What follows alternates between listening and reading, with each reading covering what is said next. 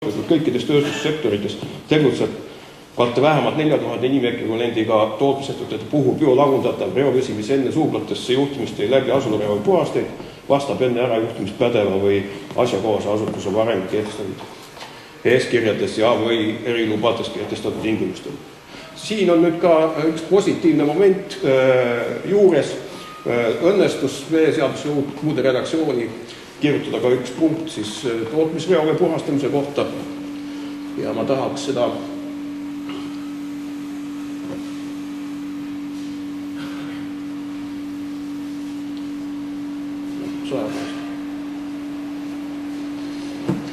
te näidata ka, siit ma libiseks kergelt üle, aga asulad ühiskanalisatsioonist eraldi asetsevad tööstusettevõtted Eestis aastal 2006 reostuskoormusega üle 4000 inimekvivalenti. Ja seda võib-olla on huvitav vaadata, mis meil siin kirjas on, siis Salutaguse pärmitehas, piimaühistu E-piim, Järvajaani Meieri, Võru juust, Valju Eesti aktsiaselts, Verol tehased ja siin on siis järelpuhastusseadmed. No üks asi on siit puudu, on väike Maarja loomsete jäätmete käitlemise tehas, mille võiks ka kindlasti siia panna sellesse ritta juurde. Nii et need olid siis puhtalt siis tootmisettevõtete puhastusseadmed. Ja kui te vaatate, siis nad ei ole kuigi suured. Rööstuskoormused, kõige suurem on Salutaguse pärmitehases ja teised on oluliselt väiksemad.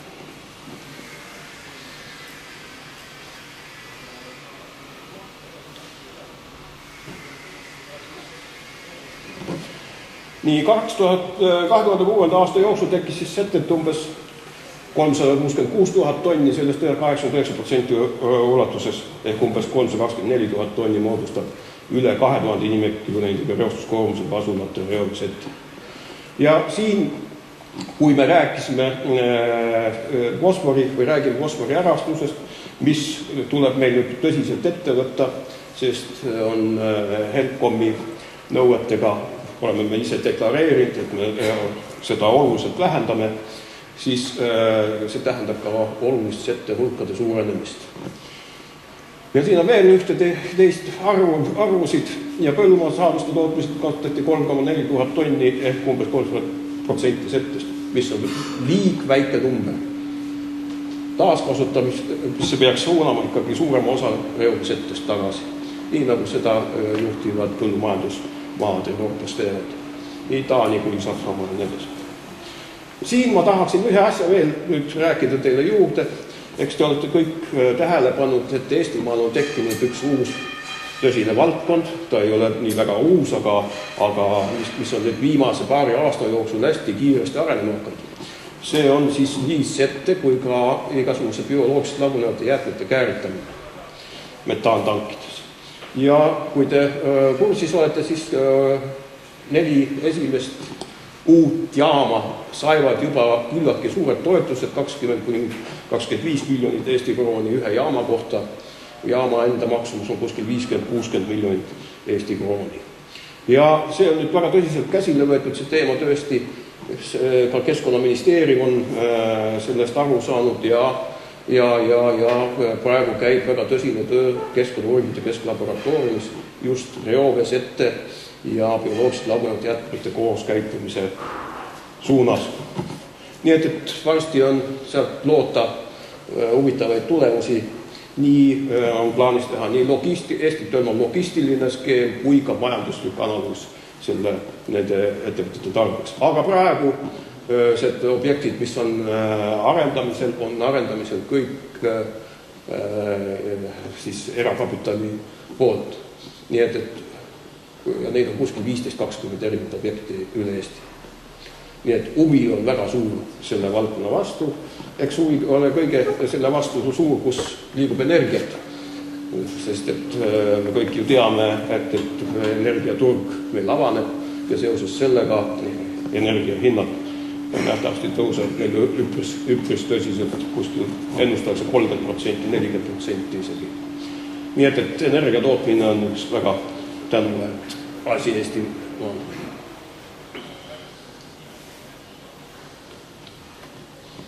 Nii, Eesti seadusandlus, veeseadus ja veeseaduses, kui te olete nüüd tähelepanelikult lugenud veeseadust, siis veeseaduses on väga palju ära muudetud, väga palju uusi punkte sees, aga mina nendel kõigile ei hakka peatuma, ma siit võtan mõned asjad ainult välja, mis on reovee puhastamise seisukohast olulised.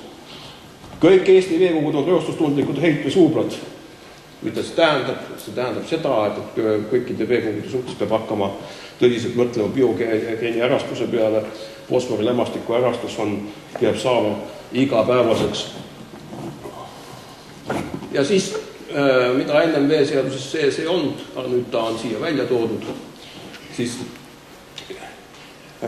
reoveekogumisala määramisel tuleb sotsiaalmajandusliku kriteeriumina arvestada leibkonna võimalusi ühisveeirrigatsiooni teenuse eest tasumiseks, mille kohaselt ühe leibkonna liikme kulutused ühisveeirrigatsiooni teenusele ei või ületada 4% ühe leibkonna liikme aasta keskmisest netosissetulekust tema elukoha järgses maakonnas. See on jooksnud paljudest asuvusanalüüsides ja igalt poolt läbi, aga siiamaani öelda praktiliselt nagu Eesti seadusandlusaktides viseerimata.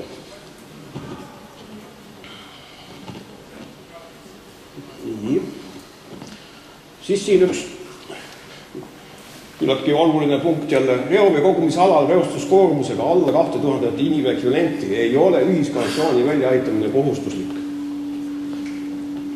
Kuid ühiskanalisatsiooni ja reovee puhastu olemasolu korral tuleb need hoida tehniliselt heas korras, et tagada reovee nõuetekohane käitumine. Kujutate ette, seda, mida see tähendab. Me oleme leevendanud oma keskkonnakaitselist külge reovee puhastamisel küllaltki tõsiselt. Aga see on tingitud ka sellest, et lihtsalt meil ei ole nii palju raha sinna sisse panna, kui palju vaja on.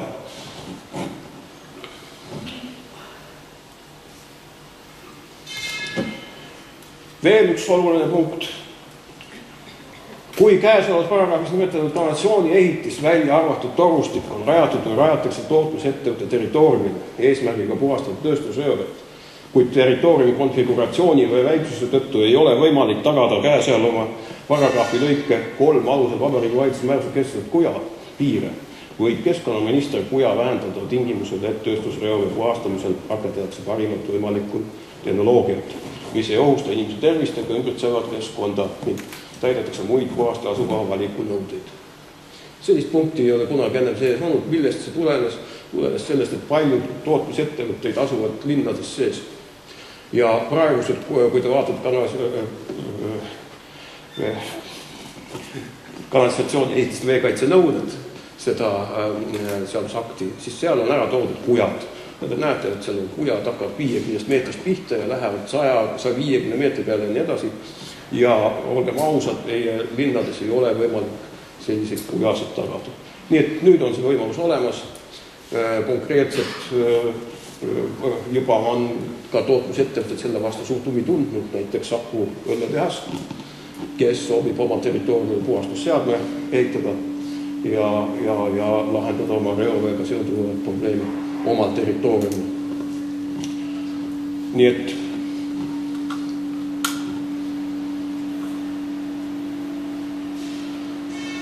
siis veeseadus, nagu te nägite, on juba praktiliselt, eks ju, meil ära muudetud. Praegu on muutmisel ühisveevärgi ja kanalisatsiooni seadus ja see eelnõu on praegu majanduskomisjonis Riigikogus. Ja siin tuleb ka küllaltki palju punkte, olulisi punkte, mis reguleerivad meie elu muutmisele. Ja siit võiks siis vaadata, mis siis seal kavatsetakse teha. Hakatakse vee hinda kontrollima riiklikul tasandil. Mida see tähendab? See tähendab seda, et üks vee-ettevõtte kui selline peab olema jätkusuutlik ja tal peab olema nii palju finantsi, et ta ise majandab ennast ära ja uuendab süsteemi veevarustuse kanalisatsioonisüsteeme, mis asuvad siis tema hallataval reovee kogumisalal. Tehtavad investeeringud peavad olema jätkusuutlikud. Siin pole lisada rohkem midagi, eks. Kontrollorgan hindab vee hinna vastavust ühisveevärgi ja kanalisatsiooni seadusele ja teeb vajadusele ette kirjutuse. Nagu te teate, on kujunenud niiviisi välja, et enne valimisi lastakse see vee hind veel viimase sendi peale alla, et rahvale meelepärane olla ja sellega ei tagata siis jätkusuutlikkust. kontrollorgan hindab vee-ettevõtja tegevuse vastavust ühisveeregulatsioonis